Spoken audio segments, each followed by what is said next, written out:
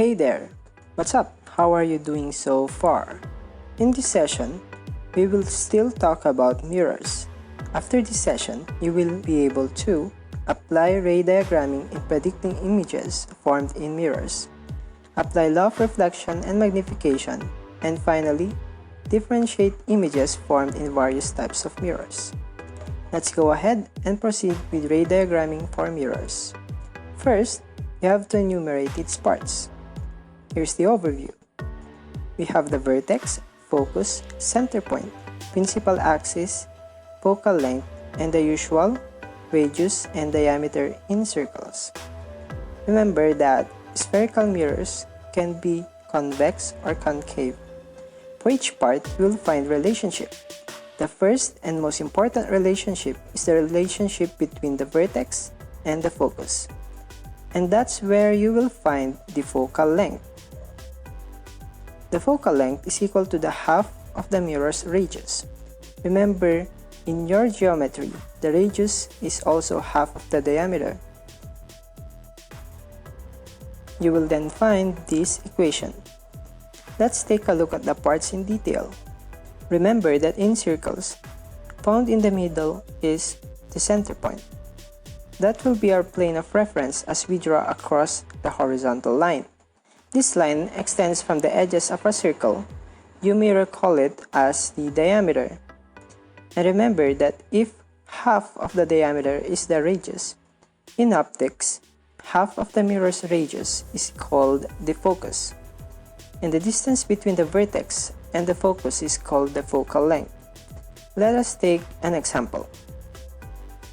A light bulb is positioned at C, where its distance from U is 20 meters.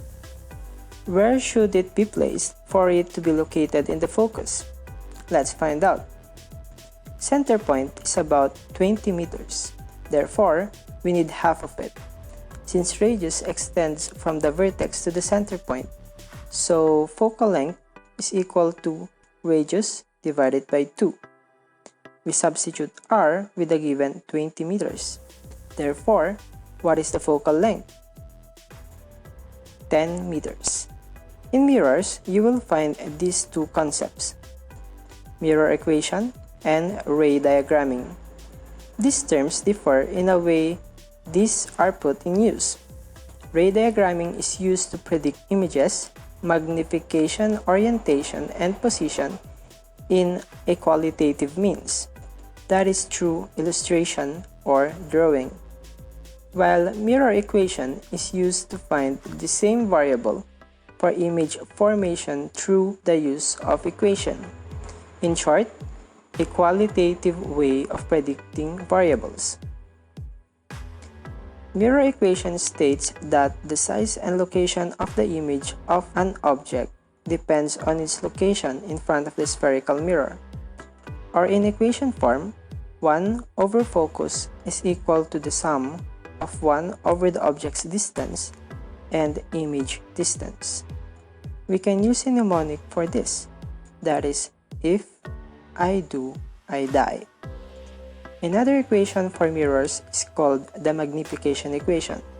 We can use this equation to see whether an object is enlarged or shrunken down. We can use this table as basis for later. Let's take an example. A 5 cm tall light bulb is placed at a distance of 45 meters from a concave mirror having a focal length of 10.5 centimeters. Determine the distance of the image and the image size. When facing problems like this, we have to list down the given for us not to be confused.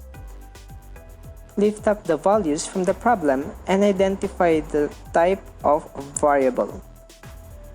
Based on the problem, the size of the object is 5 centimeters.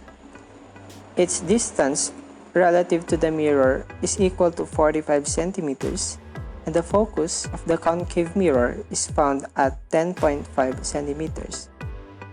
Before proceeding, let us look at the guide for us not to get lost.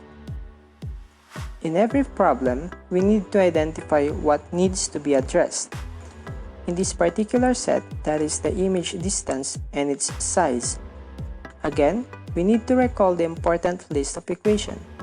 In this topic, we have if I do I die and see so D do, or the mirror equation and magnification equation. For solution, we plot down the values in the equation. To find the distance of the image, we use if I do I die or the mirror equation. For us not to get confused, we take the reciprocal of all values.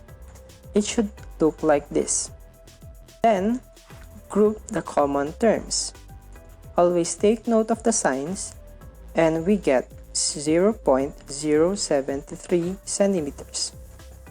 To get the final answer, we only have to revert from reciprocal to regular fraction, and it should look like this. Then, use the operation to get the final distance of the image, which is 13.61 centimeters.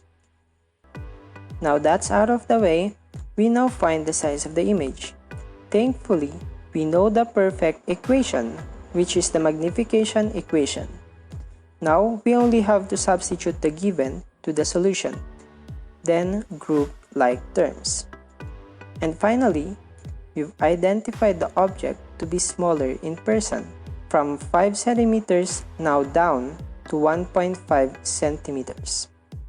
And we can also use ray diagramming technique for checking, and based on the illustration, it's true. Inverted but smaller object was produced. Now it's your turn. Try this one out. Pause the video and resume when you're ready. Let's check. Based on the given situation, we have the distance of the image and the distance of the object, or DI and DO, as given, and we are asked to find the focal length. To do that, we have the mirror equation, if I do I die, and we will get 9.11 centimeters. And for ray diagramming, try to draw yourself before proceeding. Okay, so it's smaller, upright, for concave mirrors. Well, that's the end of this video.